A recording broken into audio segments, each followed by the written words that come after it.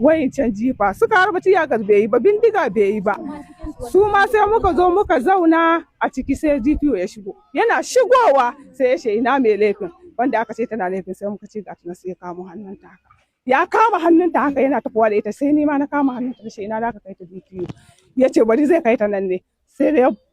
fige mata hijabi da likabinta, sai na karba sai na rike, sai ya fito da ita yana kokuwan tafiya da ita zuwa bakin titi, sai na je na kama ta haka na ce DPO in ka kai ta da su kashe ta, DPO wannan dubun jama'a an ka dauka ka kai ta me da su bari, da su kashe ta DPO kar ka kai ta. Sai wani daga cikin yan sandan sai ya ture ni, sai ya karbi hannunta sai shi ma ya rige, sai suka ja da DPO suna zuwa kan titi sai suka tura ta, suna tura ta kan titin kawai wani yana zuwa sai ya daura mata abin nan ice aka. Amma kila ko yan sandan sun ga jama'a suna neman sun fi karfin su ne. Suna zuwa kan batun suna shigowa suna zuwa sun ce da su kona station din. Shine sai ya ce to idan ba ya mila mata ba da su ya ce to DPO ai gara su zo su kona mu nan tare. Da ka dauka ka tura mana ita ka kai mana ita har bakin titi su je su kashe ta, ba gara su kashe in ya so da station din ta fi rayuwar ta ne. Na ce wa DPO haka, na ce DPO kaga sun kashe ta, suna dukanta na je na hau kan kwaltan da kama hannunta haka ina janta, ina cewa da ku kashe ta, ina janta da ku kashe ta. Shikenan sai wani nace wannan fayarwa ta ce, sai wani dan sanda sai ya fisgo ne, yace in kika tsaya da su kashe ki ke ma da su kashe ki koma ciki, dai tura ciki ma wani dan sanda yana cewa ba za ki shiga ciki ba. Jama'a wannan abin da ya faru ba karamin abin takaici bane, sannan kuma akwai abubuwan da ya kamata ku sani a cikin labarin nan. Na farko shine abin farko, na farko matasa sun ga mace da yara kawai sai suka yi tunanin cewa a'a ai satan yaran ta yi. Sannan kuma aka kama ta har aka kai ta station. Shin su waye suka kai ta station? 'Yan sandan ne suka kai ta station ko matasan ne suka kai ta station? Abu na farko kenan. Abu na biyu, ta riga ta je station har 'yan uwanta sun je. Hakan yana nufin cewa waɗanda suka santa sun je wajen, suna wajen a gabansu abin ya faru. Wanda kuma bayan sun je station a gabansu lokacin DPO baya nan, daga baya DPO ya zo bayan an harba tiyaga sai tambaya ina take, aka nuna ta, sannan kuma ya kama ta shi da hannun shi ya fitar da ita ya ba wa matasa suka kashe ta.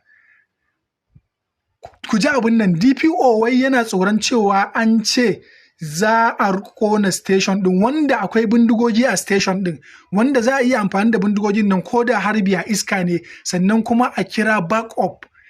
backup wanda kuma waɗannan backup din da su iya zuwa wajen kwantar da tarzoman nan. Abu na gaba shine akwai tear gas da za a iya sawa a wajen, wanda za a ci gaba da harbawa mutanen nan domin su watse, saboda mutanen nan ko da barkono aka kona ba za su iya zama a wajen ba, ballantana tear gas. Amma duk da haka, duk da cewa an harba tear gas din, mutanen suna nan, za a iya ci gaba da harbawa saboda ba za su zauna a wajen ba. Sannan so polisawan za su iya ɗaukanta a mota su gudu da ita zuwa wani station da ya fi tsaro, kuma za su iya kiran backup. Sannan ko ba su kira backup ba, za su iya kiran manyan gari, wanda su manyan garin nan za su iya sawa a tafi da matan nan. Amma haka fa ba a yi haka ba, duk da ga 'yan uwan matan a gaban 'yan uwan matan, ɗan sanda DPO shugaban station gaba ɗaya ya kama hannunta ya fitar da ita kan titi, mutane suka kashe ta akan zargi.